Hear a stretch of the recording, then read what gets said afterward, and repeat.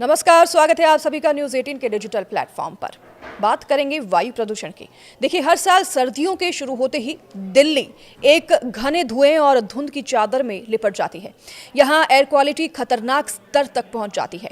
PM 2.5 और घरेलू स्रोतों से होने वाले वायु प्रदूषण के कारण दुनिया भर में 7.8 मिलियन यानी कि 78 लाख मौतें हुई हैं। ये रिसर्च है, ये बाकायदा रिपोर्ट है। और यह सूक्ष्म कण कई बीमारियों से जुड़े हैं, जैसे कि फेफड़ों का कैंसर, क्रॉनिक ऑब्स्टेट्रिकल बीमारियां, स्ट्रोक होना, टाइप 2 डायबिटीज और न्यूमोनिया। एक बार PM 2.5 कण ब्लड स्ट्रीम में अगर आपके प्रवेश कर जाए, एंट्री कर जाए, तो ये ब्लड प्रेशर बढ़ा सकता है आपका, और ऐसे में कई ज़्यादा बीमारियां आपको हो सकती हैं। और अगर आपका ब्लड प्रेशर बढ़ जाए तो फिर ब्लड क्लॉट भी हो सकते हैं, क्लॉट्स बन सकते हैं, जिससे कि हार्ट की बीमारियां आपको हो सकती हैं, हृदय रोग हो सकते हैं और मस्तिष्क में भी रक्त के प्रवाह को ये रोक सकता है, जिससे कि बहुत सारी बीमारियां हो सकती हैं। और समय के साथ स्ट्रोक का कारण भी ये बन सकता है। बता दें आपको कि पिछले साल स्विट्जरलैंड के एयर क्वालिटी मॉनिटरिंग ग्रुप ये रिसर्च करते हुए उन्होंने पाया कि दिल्ली को दुनिया की सबसे प्रदूषित राजधानी माना गया।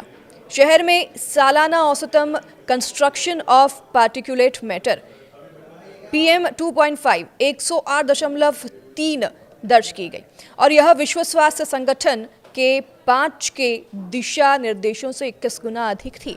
एयर क्वालिटी इंडेक्स बता दें आपको कि आसपास की हवा में मौजूद प्रदूषण तत्वों के स्तर को मापता है, और यह सूचकांक 0 से 500 के बीच होता है।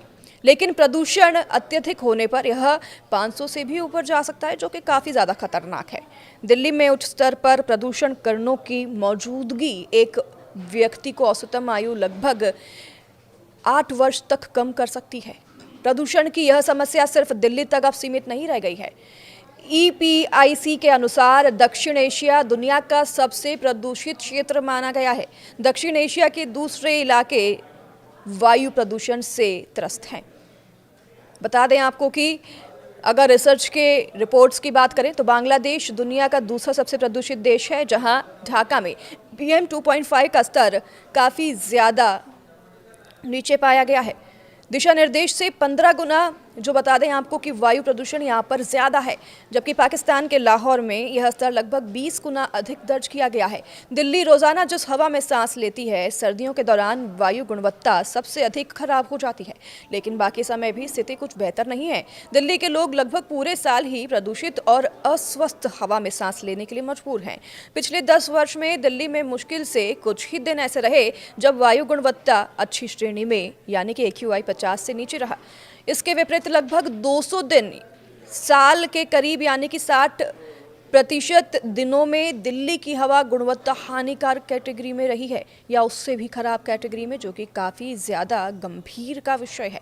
इसलिए काफ़ी ज़्यादा चिंता खड़ी होती है, और ये आप और हमारे जैसे लोगों के लिए चिंता का विषय है।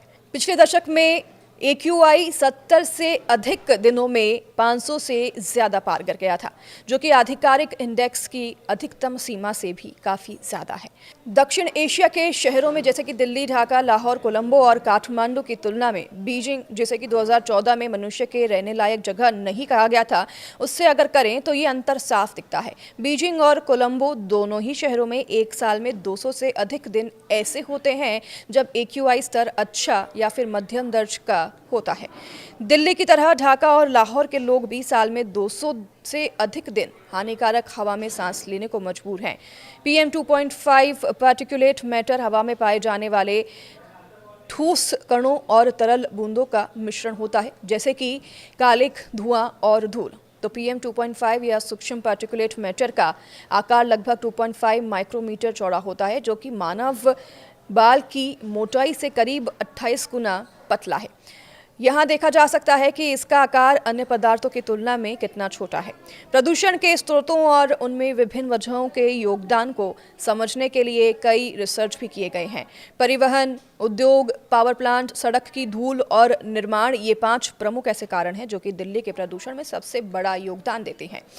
सस्टेनेबिलिटी जर्नल में एक रिसर्च प्रकाशित हुआ 2023 में, जिसमें बताया गया कि दिल्ली पर सबसे अधिक अध्ययन होने के बावजूद भी अब भी इस बात पर सीमित सहमति है कि इनमें से कौन प्रदूषण में कितना योगदान देता है। दिल्ली स्थित think tank council on energy, environmental and water द्वारा 2019 में किए गए एक रिसर्च में 2010 से 2018 के बीच किए गए 5 अध्ययनों की समीक्षा की गई और उनमें बताए गए प्रदूषण के योगदान की एक रेंज पेश की गई। रिसर्च में पाया गया कि PM 2.5 का सबसे बड़ा स्रोत ट्रांसपोर्ट रहा, जिसकी हिस्सेदारी 17.9% से 39.2% के बीच रही। औद्योगिक सेक्टर भी प्रदूषण का एक महत्वपूर्ण कारण है। दिल्ली में प्रदूषण में इसकी हिस्सेदारी 2.3% से 28% के बीच रही।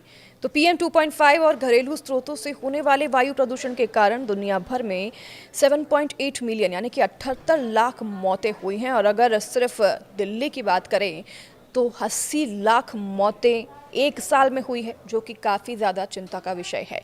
इस पर ठोस कदम सरकार को उठाने चाहिए और जल्द से जल्द समाधान लेकर आना चाहिए, क्योंकि वायु एक बेसिक नीड है और सभी का इस पर अधिकार है। स्वच्छ वायु का अधिकार हर किसी का है। स्वच्छ पानी, स्वच्छ वायु देना सरकार की जिम्मेदारी है और इस पर अब जल्द से जल्द कोई ना कोई ठोस कदम उठाने की बहुत ज़्यादा ज़रूरत है।